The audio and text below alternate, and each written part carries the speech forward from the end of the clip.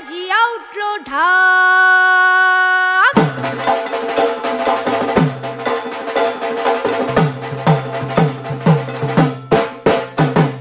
বলদে চড়িয়া শিবে সিংহায় দিলা হাত, আর সিংহাসনে মর্তেতে বাজিয়া উঠল ঢাক।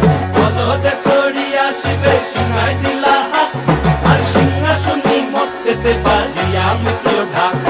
শিবের সনে কার্তিক গণেশ লক্ষ্মী সরস্বতী, শিবের সনে কার্তিক গণেশ লক্ষ্মী সরস্বতী।